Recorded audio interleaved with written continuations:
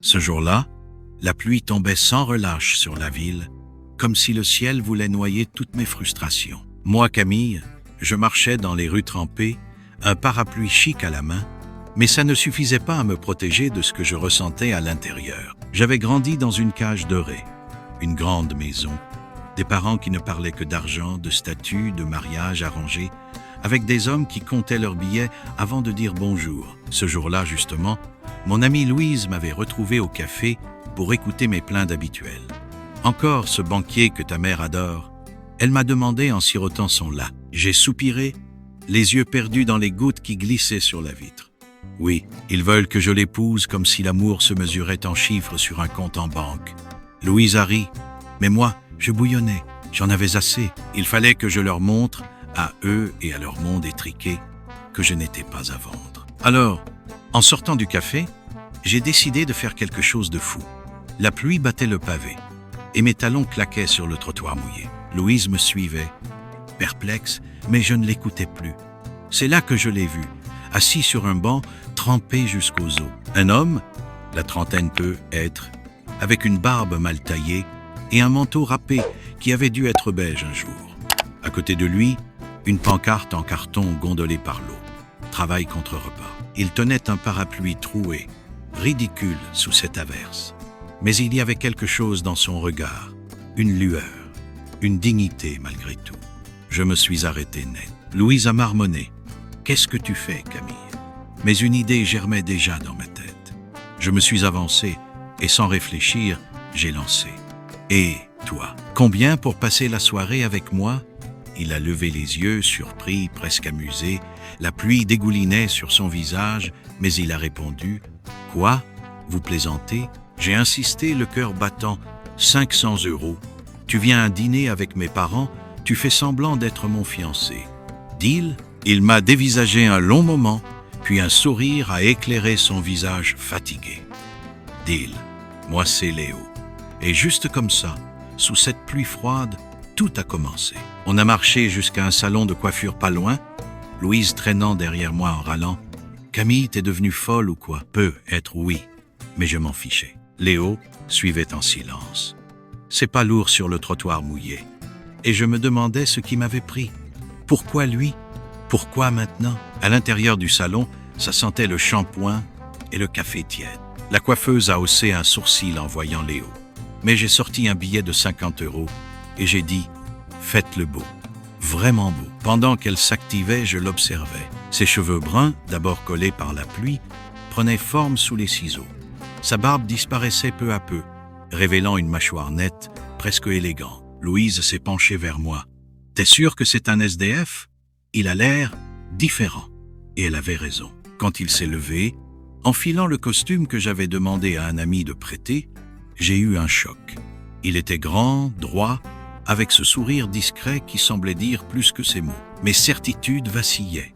Qui était cet homme que j'avais ramassé sous la pluie ? Je me souviens encore de la lumière douce du salon qui jouait sur son visage quand il a ajusté sa cravate.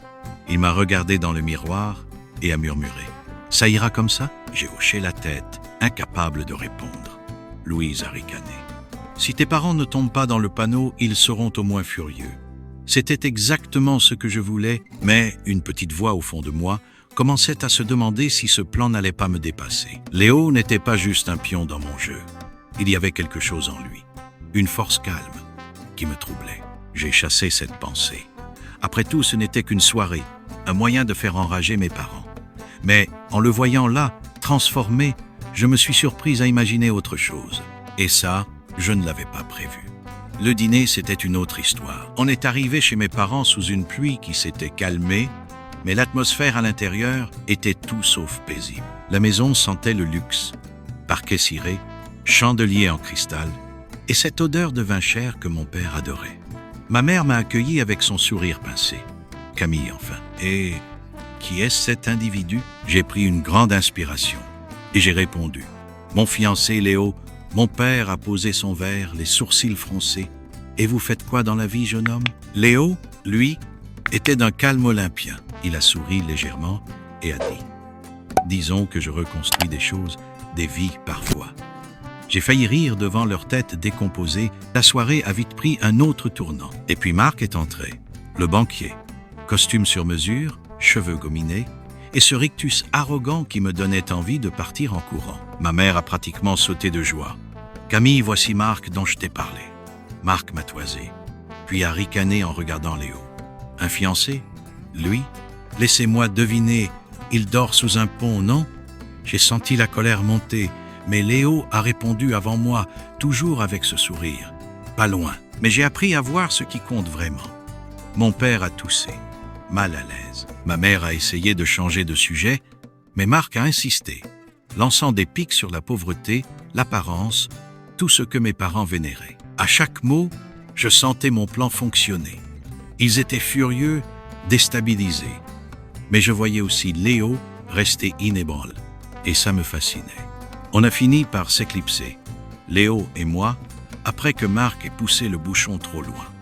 Dehors, la pluie avait laissé place à un ciel sombre, mais clair. Je me suis tourné vers lui, agacée et curieuse à la fois. « Pourquoi t'as pas répondu à Marc?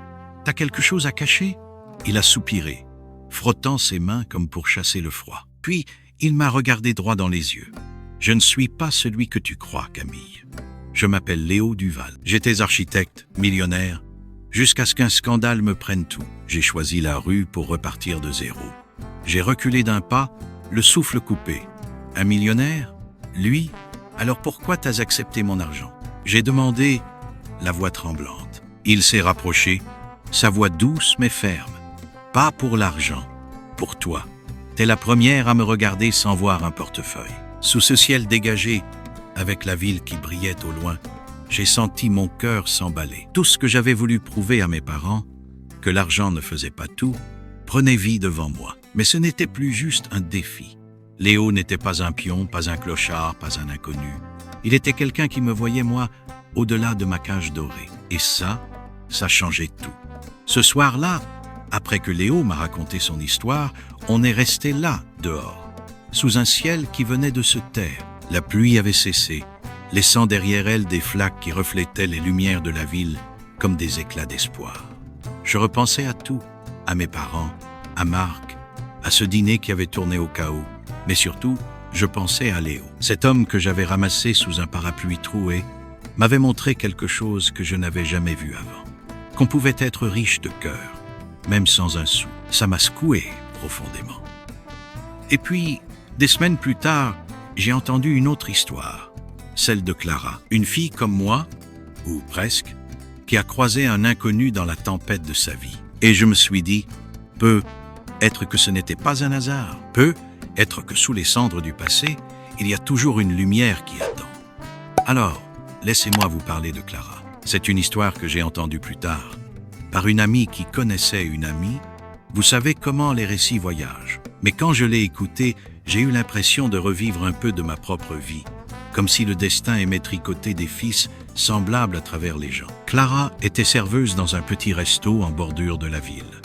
Un de ces endroits où les néons clignotent et où le café sent toujours un peu trop fort. Elle avait les cheveux châtains, attachés en un chignon désordonné, des cernes sous les yeux après des heures debout, mais un sourire qui pouvait réchauffer n'importe qui. Ce soir-là, elle finissait son service, essuyant les tables collantes avec un chiffon fatigué, quand la porte a grincé. La pluie avait presque cessé dehors, mais l'homme qui est entré portait encore son poids sur ses épaules. Il était grand, les cheveux en bataille, et son costume, un truc qui avait dû coûter cher un jour, était déchiré et trempé. Clara a levé les yeux et a dit « Monsieur, on ferme, vous allez bien ?» Il s'est arrêté, hésitant, puis a murmuré « Non, ma carte est bloquée, mon appart saisi, j'ai tout perdu aujourd'hui. » Clara aurait pu le mettre dehors. Après tout, elle avait assez de soucis comme ça.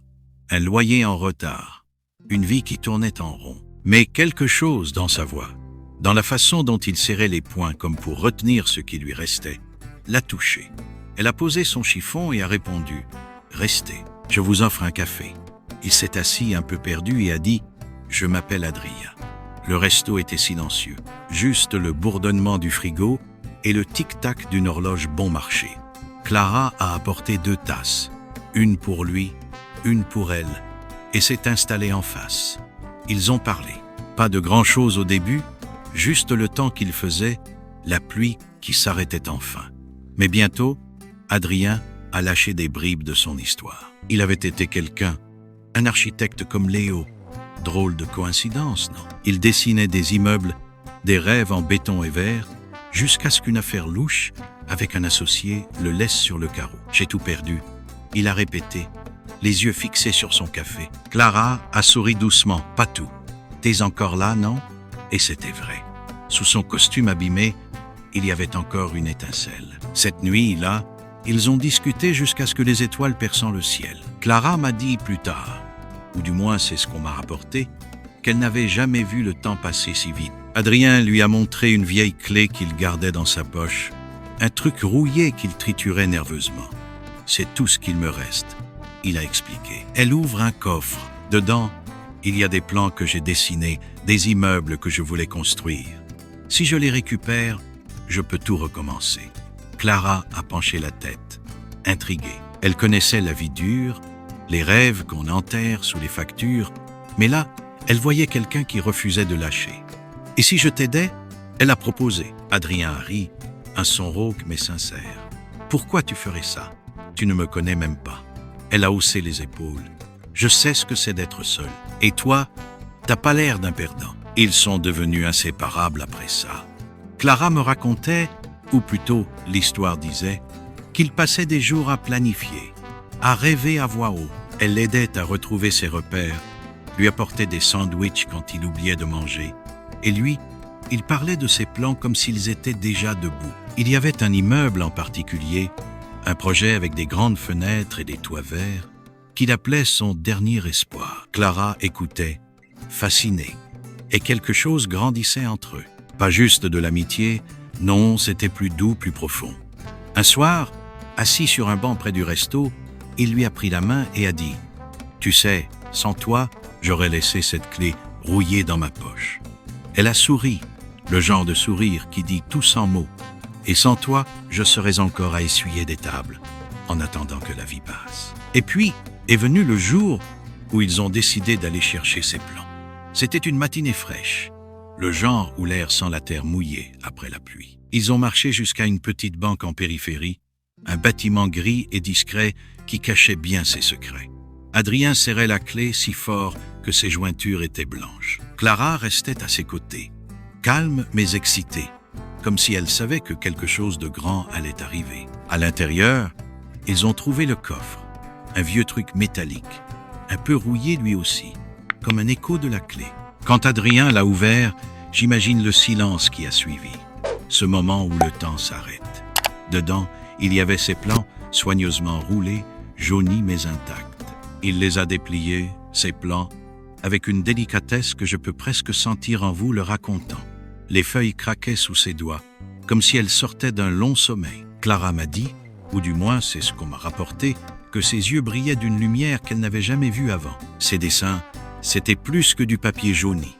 C'était son passé, ses rêves, tout ce qu'il avait cru perdu. Il y avait des lignes précises, des courbes audacieuses, des immeubles qui semblaient vouloir toucher le ciel. Il a caressé une feuille du bout des doigts et a murmuré « C'est encore là, tout est encore là ». Clara s'est rapprochée, posant une main sur son bras. « Tu vois, t'avais raison de pas lâcher ». Elle a dit doucement. Ils sont restés là, dans cette petite pièce froide de la banque, entourée de casiers métalliques. Mais pour eux, c'était comme si le monde entier s'ouvrait à nouveau. Adrien a relevé les yeux vers elle, et il y avait quelque chose de brut, de vulnérable dans son regard. « Clara, grâce à toi, j'ai plus qu'un avenir. J'ai quelqu'un avec qui le construire, » il a dit, la voix rauque d'émotion.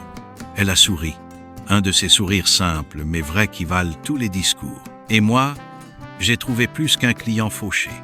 J'ai trouvé toi. Ils ont ri, un rire léger qui a résonné dans cet espace austère, comme un défi au destin qui avait essayé de les briser. Ils ont rassemblé les plans, fermé le coffre et sont sortis dans la lumière du matin. Le ciel était clair maintenant, pas une goutte de pluie en vue, et la ville semblait leur tendre les bras. Clara m'a raconté qu'à ce moment-là, elle a senti une chaleur dans sa poitrine, un mélange de fierté et d'espoir, comme si elle venait de poser la première pierre de quelque chose de grand, pas un immeuble, mais une vie. Les jours qui ont suivi, ils ont continué à se voir. Adrien a repris contact avec d'anciens collègues, montré ses plans à des gens qui pouvaient encore croire en lui. Clara était là à chaque étape, pas juste comme un soutien, mais comme une partenaire. Ils parlaient de l'avenir, de ce qu'ils pourraient faire ensemble. Peut-être ouvrir un petit bureau un jour, ou juste vivre simplement, sans se soucier des chiffres sur un compte. Une fois, alors qu'il marchait près du fleuve, Adrien s'est arrêté et a sorti la clé de sa poche. « Tu sais, je crois que je vais la garder, » il a dit. « Pas pour le coffre, mais pour me rappeler d'où je viens et qui m'a ramené. » Clara a hoché la tête, les yeux brillants. « Alors garde-la précieusement. Elle nous a réunis, non ?» Et c'était vrai. Cette clé rouillée, ce bout de métal insignifiant, était devenu un symbole, pas juste de ses plans, mais de leur histoire. Si je vous raconte tout ça, c'est parce que Clara, comme moi, a vu au-delà des apparences. Elle m'a fait réfléchir, longtemps après avoir entendu son histoire. Elle n'avait pas grand-chose, un boulot ingrat, un appart minuscule, une vie qui pesait lourd certains jours.